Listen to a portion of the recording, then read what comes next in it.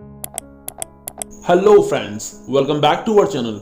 Episode की starting में हम लिंक विलेज को देखते हैं, जहां पर अंकल टाइसन और अंकल टाइजुन जियानचेन के बताए हुए तरीके से कल्टीवेट कर रहे होते हैं। तभी वो अपनी आंखें खोल के देखते हैं, जहां उनके सामने जियानचेन खड़ा होता है और वो उनके रिकवरी के बारे में पूछ रहा होता है, जिस पर वो बताते हैं कि हम फुली रिकवर हो चुके हैं और हम पहले से ज्यादा स्ट्रांग भी फील कर रहे हैं। जिस पर अंकल टाइजुन जियानचेन से पूछते हैं कि तुमने हमें जो पिल्स दी थी वो कौन सी थी, जिस पर वो बताता है कि वो तो बस फर्स्ट ग्रेड प्रिमिटिव पिल्स थी। फर्स्ट ग्रेड प्रिमिटिव पिल्स का नाम सुनते ही वो दोनों शॉक हो जाते हैं, क्योंकि एक फर्स्ट ग्रेड प्रिमिटिव पिल का कॉस्ट ही एटलीस्ट 1000 गोल्ड कॉइंस होता है। इसलिए वो जियानचेन पर गुस्सा होते हुए उसके पीछे पड़ जाते हैं, क्योंकि एक तो ये पिल्स बहुत ज्यादा कॉस्टली होती हैं, ऊपर से जियानचेन ने इन्हें अपने पास रखने की जगह इन्हें ही दे दिया। जियानचेन उन्हें समझाने की कोशिश तो करता है, बट वो लोग नहीं सुनते हैं। इसलिए जियानचेन भागकर अपने ग्रैंडफादर के पीछे छिप जाता है, जिस पर उसके ग्रैंडफादर उसे बचा तो लेते हैं, बट वो उसे कहते हैं कि जियानचेन ये पिल्स वैसे भी बहुत ही ज्यादा प्रीशियस होती हैं और टियानलोंग सेक्ट और ब्लड वुल्फ विलेज के लोग भी हम पर लगातार नजर रखे हुए हैं, इसलिए तुम्हें इन्हें अपने पास ही रखना चाहिए था और इन्हें यूज नहीं करना चाहिए था। जिस पर जियानचेन स्माइल करते हुए उनसे कहता है कि ग्रैंडफादर आप इसकी फिक्र मत कीजिए, मेरे पास ऐसी कई सारी हैं, और वो ऐसी कई सारी प्रिमिटिव पिल्स उन्हें निकाल कर दिखा देता है। अब इतनी सारी प्रिमिटिव पिल्स को अपने सामने देखकर सभी लोग शॉक हो जाते हैं, क्योंकि वो बहुत ज्यादा कॉस्टली होती हैं। जिस पर जियानचेन बताता है कि मेरे पास लगभग 100 से ज्यादा प्रिमिटिव पिल्स हैं, जिनका कॉस्ट ही लगभग 2 मिलियन गोल्ड कॉइंस होगा। इतनी सारी प्रिमिटिव पिल्स को देखकर जियानचेन के ग्रैंडफादर उससे पूछते हैं कि तुम्हें ये कहां से मिल गई, जिस पर वो बताता है कि मैंने ये खुद से रिफाइन की है। जियानचेन ने ये सारी पिल्स खुद से रिफाइन की हैं, ये जानकर सभी लोग बहुत ज्यादा खुश हो जाते हैं। तभी जियानचेन के ग्रैंडफादर उससे कहते हैं कि माना कि तुम टैलेंटेड हो, बट टियानलोंग सेक्ट और ब्लड वुल्फ विलेज के लोग 1 महीने में आने वाले हैं, तो इसीलिए तुम्हें यहाँ से चले जाना चाहिए। अब ग्रैंडफादर की ये बात सुनकर जियानचेन नाराज हो जाता है। इस पर अंकल टाइसन उसे ग्रैंडफादर की बात मानने के लिए कह देते हैं, क्योंकि वो जानते थे कि अगर वो इन प्रिमिटिव पिल्स का यूज भी कर ले तब भी शायद वो अपने एनिमीज को नहीं हरा पाएंगे। और उनके मुताबिक उनके पास सिर्फ यही एक सॉल्यूशन था कि जियानचेन यहाँ से चला जाए और बाद में पावरफुल होकर वापस आकर अपना रिवेंज ले सके। और बाकी के लोग भी यही चाह रहे होते हैं कि वो लोग अपने एनिमीज का ध्यान बटा ले और फिर जियानचेन यहाँ से चुपचाप निकल जाए। अब इन लोगों की इतनी फिक्र और इतना प्यार देकर जियानचेन खुश हो जाता है और मनी मन थैंक यू बोलता है, और साथ ही साथ वो यहाँ से जाने के लिए मना कर देता है और सभी को उस पर प्रेशर डालने के लिए भी मना करता है। अब इस पर कोई भी राजी नहीं होता है और जियानचेन पे प्रेशर बढ़ाने लगता है कि वो यहाँ से चला जाए।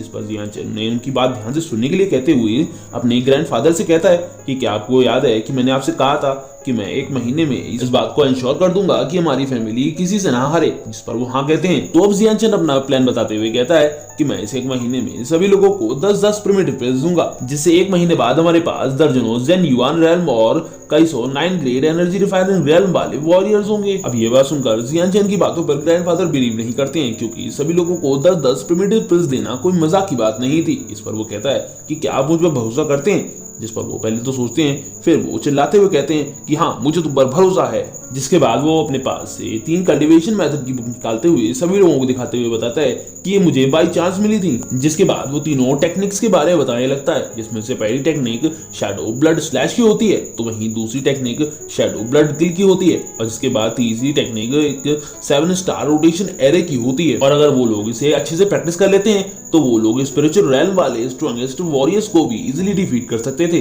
जिसके बाद हम सभी लोगों को प्लेग्राउंड में प्रैक्टिस करता हुआ देखते हैं, और जैसे ही अंकल टाइसन सबको इंस्ट्रक्शन देते हैं तो वैसे ही ये लोग 7 स्टार फॉर्मेशन बनाने लगते हैं और ये लोग सक्सेसफुली बना लेते हैं। इधर हम जियानचेन को देखते हैं जो कि बीस्ट ब्लड की हेल्प से कल्टीवेट कर रहा होता है और साथ ही साथ प्रिमिटिव पिल्स भी रिफाइन कर रहा होता है, क्योंकि उसके लोगों को उस पर उसके कल्टीवेशन मेथड्स पर बिलीव था और उसे सभी लोगों को 10-10 प्रिमिटिव पिल्स भी देनी थी, इसलिए वो लगातार प्रिमिटिव पिल्स भी रिफाइन कर रहा था। अगले सीन में हम चैंग फैमिली को देखते हैं, जहां चैंग रॉक्सजी की शादी होती है और वहीं कई लोग उन्हें इस बात के लिए कांग्रेचुलेट भी कर रहे होते हैं। जिसके बाद हम देखते हैं कि चैंग रॉक्सजी के फादर उससे कह रहे होते हैं कि तुम्हें यूनजी पर बहुत अच्छे से ध्यान देना होगा, क्योंकि वो ली फैमिली के चीफ का ग्रैंडसन है। जिस पर वो कहती है कि आप उसकी फिक्र मत कीजिए, मैं पूरा ध्यान रखूंगी कि यूनजी मेरी हर एक बात माने, और कहती है कि बट आपको टिक्जिन को भी जिंदा रखना होगा, क्योंकि मैं ये चाहती हूँ कि जियानचेन अपने फादर को अपने सामने मरता हुआ देखे। जिस पर वो हंसता हुआ कहता है कि तुम उसकी फिक्र मत करो, वो इतनी जल्दी नहीं मरने वाला है। तभी उनका एक सर्वेंट आकर बताता है कि ली फैमिली के 3rd यंग मास्टर आ रहे हैं। इस पर चैंग रॉक्सजी एक इविल स्माइल देती है, क्योंकि वो उससे जियानचेन को और उसके पूरे विलेज को खत्म करना चाहती थी। जिसके बाद हम इन सभी लोगों को ली फैमिली के चीफ मास्टर येन के सामने देखते हैं, जहां ली यूनजी चैंग रॉक्सजी के बारे में बताते हुए कहता है कि ये मेरी फियांसे चैंग रॉक्सजी है और ये पिल रिफाइनिंग में काफी अच्छी है। और मास्टर येन को उस चैंग रॉक्सजी की फिजिकल स्ट्रेंथ भी काफी सही लगती है, इसीलिए वो उसकी सोल वाइटलिटी चेक करने के लिए उसे एक जेम देते हैं, और जैसे ही वो उस जेम को हाथ लगाती है तो वो जेम ग्लो करने लगता है, जिस पर मास्टर यान खुश होते हुए बताते हैं कि इसके पास सेकंड स्टार टैलेंट है, यानी कि वो फ्यूचर में सेकंड स्टार पिल रिफाइनर बन सकती थी। तभी हम देखते हैं कि चेंग रुई चेंग रोकजू को कुछ इशारा करते हैं और उनके इशारा करते ही चेंग रोकजू जमीन पर बैठते हुए मास्टर यान को बाव करते हुए उनसे रिक्वेस्ट करती है कि वो उसे अपना डिसेबल बना ले, जिस पर मास्टर यान खुशी खुशी चेंग रोकजू को अपना डिसेबल बना लेते हैं, जिसके बाद वो उसे 3 प्रिमिटिव पिल्स देते हैं ताकि वो जल्द से जल्द जेन्युइन रेल्म को भी ब्रेक थ्रू कर सके। अब ये देखकर वहां सभी फैमिलीज के लोग शॉक हो जाते हैं, क्योंकि एक तो वो डिसेबल बन गई, वो भी मास्टर यान का, उसके ऊपर उसे 3 प्रिमिटिव पिल्स भी मिल गई। तभी हम देखते हैं कि मास्टर यान चेंग रोकजू को रोरिंग फ्लेम फॉर्मूला और रोरिंग फ्लेम प्राइम स्किल की एक टेक्निक की बुक देते हैं ताकि वो इन्हें अच्छे से प्रैक्टिस करके पावरफुल बन सके। प्रिमिटिव पिल्स और कल्टीवेशन मेथड और मार्शल स्किल को देखकर चेंग रोकजू मास्टर यान का शुक्रिया अदा करती है और फिर सोचती है कि जियांचेन तो अब बिल्कुल नहीं बचने वाला है। तो वहीं हम पीछे खड़े ली यूनजी को देखते हैं, जो ये सब देखकर खुश हो रहा होता है और वो समझ जाता है